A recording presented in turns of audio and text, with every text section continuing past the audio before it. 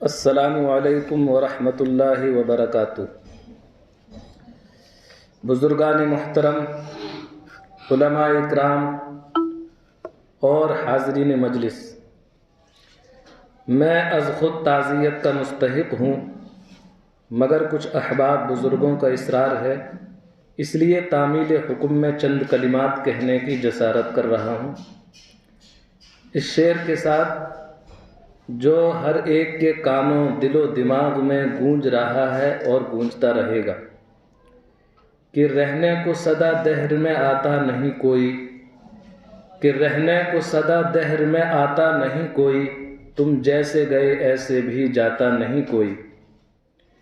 ایک عالم، ایک مسیحا، ایک انسان، طائف کے مبلغ کا عاشق، فدائی، شیدائی، حضرت الاستاذ حضرت مولانا ظہیر احمد اظہر القاسمی، استاذ تفسیر حدیث جامعہ عربیہ خادم الاسلام ہاپوڑ، نور اللہ مرقدہ، اللہ پاک کی جوار رحمت میں حاضر ہو گئے۔ قابل رشک زندگی گزار کر، علالت کے مرحلے سے گزر کر، گناہوں سے پاک صاف ہو کر اس رب کریم کی بارگاہ میں گئے جو 70 ماہوں سے زیادہ اپنے بندوں پر رحم کرنے والا ہے۔ دکھ بھری دنیا سے وہ سکھ بھری جنت کی طرف گئے ہیں، اور اللہ کی ذات سے امید ہے کہ وہ اس وقت اللہ کی عطا کی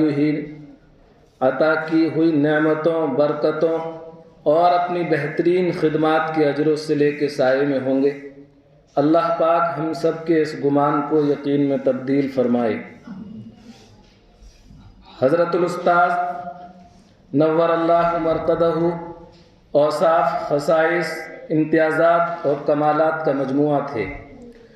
ان کی ایک ایک خوبی ایسی ہے جن پر گھنٹوں گفتگو کی جا سکتی ہے۔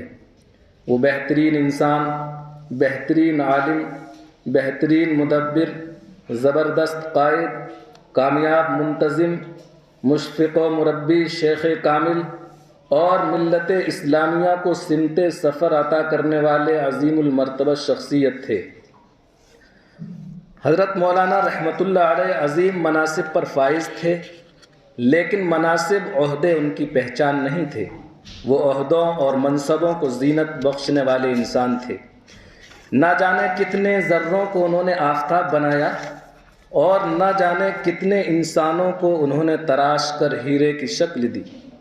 وہ ایسے تھے کہ ہم کہہ سکتے ہیں، یہ الگ بات ہے کہ چپ چاپ کھڑے رہتے ہیں، پھر بھی جو لوگ بڑے ہیں وہ بڑے رہتے ہیں۔ ایسے درویشوں سے ملتا ہے ہمارا شجرہ جن کی ٹھوکر میں کئی تاج پڑے رہتے ہیں۔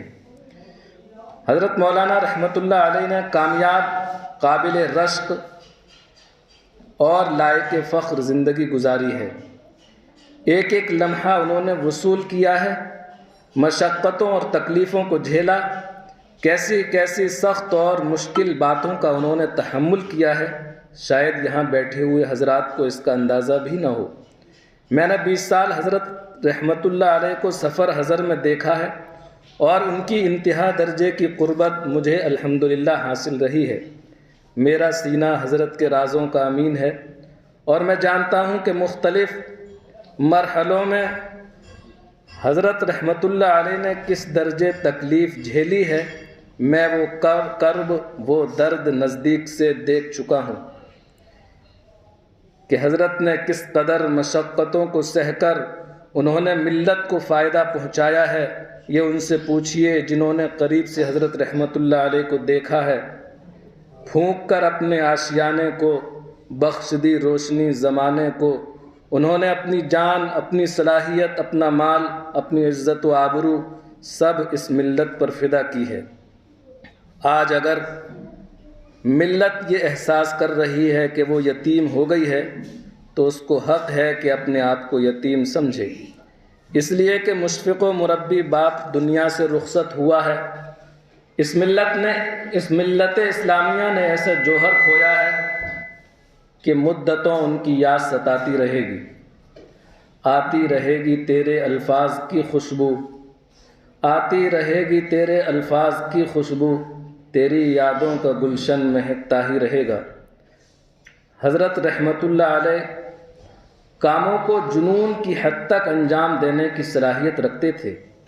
کہنے والے نے کہا ہے کہ مستند رستے وہی مانے گئے جن سے ہو کر تیرے دیوانے گئے، لوٹ آئے جتنے فرزانے گئے، تاب منزل صرف دیوانے گئے، آہ کو نسبت ہے کچھ عشاق سے، آہ نکلی اور پہچانے گئے۔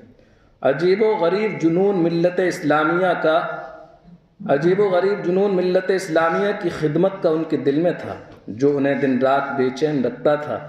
اور یقین مانیے میں آپ سے عرض کر دوں کہ حضرت مولانا رحمۃ اللہ علیہ کا یہ وصف تھا کہ دن کے اجالے میں جو کام وہ انجام دیتے تھے، رات کے آنسوؤں کے ذریعے سے اسے قوت پہنچایا کرتے تھے۔ حضرت رحمۃ اللہ علیہ کے شب و روز ملت کے لیے گزرے ہیں اور اب وہ اللہ کی بارگاہ میں حاضر ہو چکے ہیں۔ آج لوگوں کے ذہن میں یہ سوال ہے کہ حضرت کے کاموں کا مستقبل کیا ہوگا؟ میں آپ کو یقین دلاتا ہوں، اسی طرح جس طرح آفتاب نصف النہار دیکھ کر انسان اس کا یقین کرتا ہے، نوشتہ دیوار کو پڑھ کر اس کا یقین کرتا ہے کہ حضرت رحمۃ اللہ علیہ کے کاموں کا مستقبل انشاءاللہ روشن اور تابناک ہوگا، اس لیے کہ حضرت نے اپنے خون جگر سے ان اداروں کو سینچا اور پروان چڑھایا ہے۔ اللہ تبارک و تعالی حضرت کی خدمت کو قبول فرمائے۔ حضرت نے جو دینی، علمی، سماجی خدمات انجام دی ہیں، اللہ تبارک و تعالی قبولیت عامہ عطا فرمائے، ان کے ساتھ رحمت و مغفرت کا خاص معاملہ فرمائے۔ حضرت کی وفات سے جو خسارہ ہوا ہے، اللہ تبارک و تعالی ان کا نعم البدل قوم کو عطا فرمائے۔ بتقاضۂ بشریت اگر کچھ غلطیاں ہوں تو اللہ تعالیٰ اپنی رحمت سے درگزر فرمائے۔ ہم انہی کلمات کے ساتھ حضرت مولانا رحمۃ اللہ علیہ کے جملہ صاحبزادگان اور جملہ پسماندگان کی خدمت میں تعزیت پیش کرتے ہیں اور ان سے امید رکھتے ہیں کہ وہ اپنے والد گرامی کے نقش قدم پر چل کر قوم و ملت کی علمی، دینی ہر طرح کی خدمت انجام دیتے رہیں گے۔ وآخر دعوانا الحمد للہ رب العالمین۔